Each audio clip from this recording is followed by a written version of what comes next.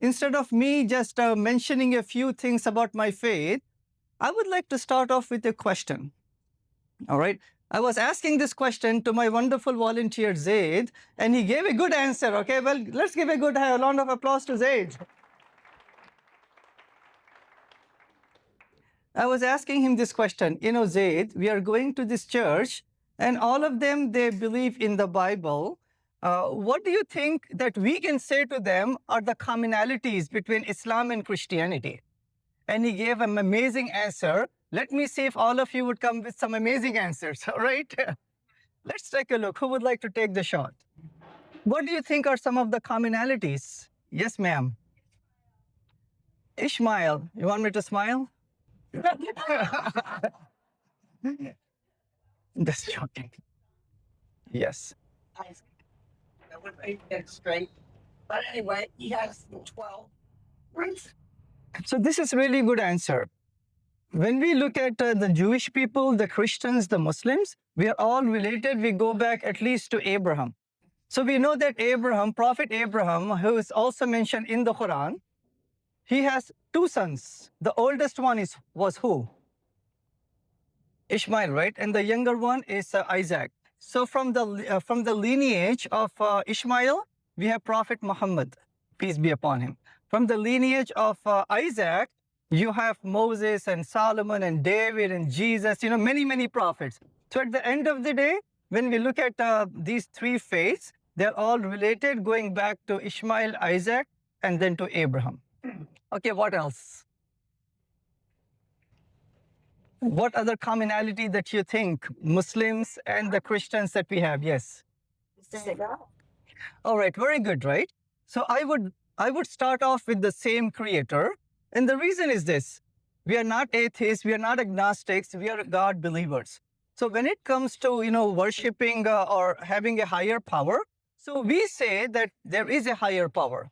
So what do you think is the name of God in the Arabic language? Allah, right? So when we say that Allah is the creator, we are not worshiping a different God. Allah is not the God of the Arabs or the Middle Eastern people or the Indian, the Pakistani, the Bangladeshi. We say that Allah is the universal God in the Arabic language.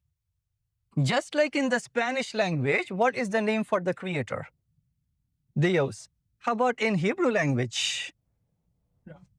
Yahweh, Jehovah, Elohim. How about, let's say, the language of Jesus? What was his language? And what do you think is the name of God in that language? Aramaic language, yes. So according to Encyclopedia Britannica, the language of Jesus was Aramaic. And what is the name of God in that language? No. Something else. Something else. How about Ilah or Allah? Very close to the word Allah. So what we say is that God has different names in different languages, but we have the same creator. So Allah, when we say that Allah is the creator, we are not worshiping a different God. But you'll be surprised to find out, for those Jewish and Christians whose native tongue is Arabic, they read the Bible in the Arabic language. And in the Bible, wherever the word God occurs in the King James Version Bible, the word Allah occurs. So the very first chapter of the Arabic Bible, it says, in the beginning, Allah created the heavens and the earth. So that means that we are not different. We have the same creator who created all of us and the whole universe. Okay, let's take one more commonality, then I will add more to it, God willing. Yes, ma'am. The emphasis on charity or giving, sharing what we have. Yes. Those in need. Wonderful, right? So there is a concept of giving charity to the... concept of giving charity. Yeah, charity to the less fortunate. Yes. So that concept is there in the Quran and in Islam. So we have 5 pillars. Muslims believe in the 5 basic good deeds of 5 pillars. So one of the pillars is this, to give charity. So we give 2.5% of our saved assets. Every single year we calculate and we give it to poor people. So it's not an option for us, it's an obligation for us.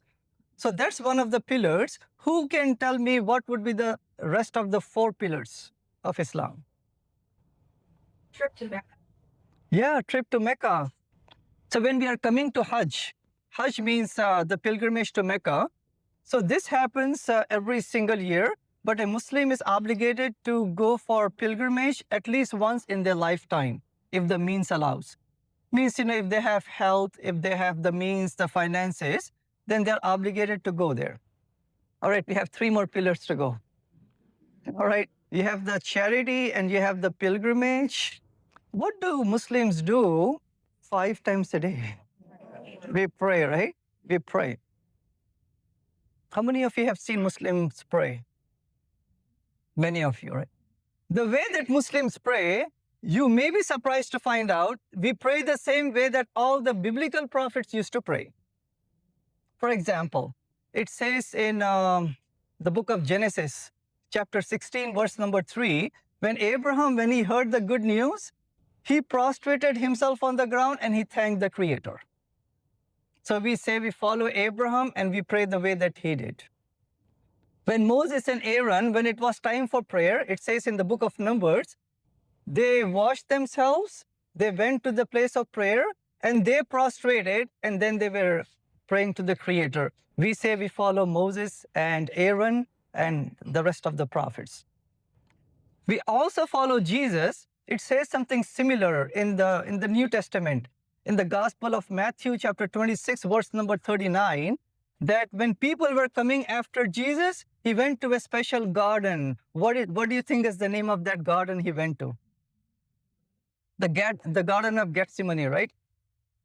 In 2017, Pastor, I was there. I went to that garden. And there is a depiction of Jesus praying. So it says in the Bible, in that chapter, that verse, that he prostrated himself and he was praying to the Creator. So we say we also follow Jesus and we pray that way. All right, 2 more to go, right? So that's the 5 daily prayers. 2 more to go. What do you think Muslims do for 1 whole month? Yes. And worship, are those separate or are those included with the praying? Well, fasting is separate. Well, fasting is a form of worship anyway, right? Is that a separate pillar from the prayer?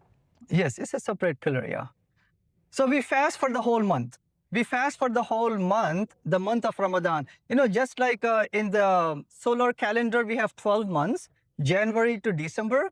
In the Islamic calendar, we also have the lunar months, which are a bit 10 days, 11 days shorter. So the 9th month of the Islamic calendar is the month of Ramadan. Just like you have September, the 9th month, right? The 9th month of the lunar calendar is called Ramadan. In that month, every Muslim is supposed to fast from dawn to sunset. 1 more pillar to go.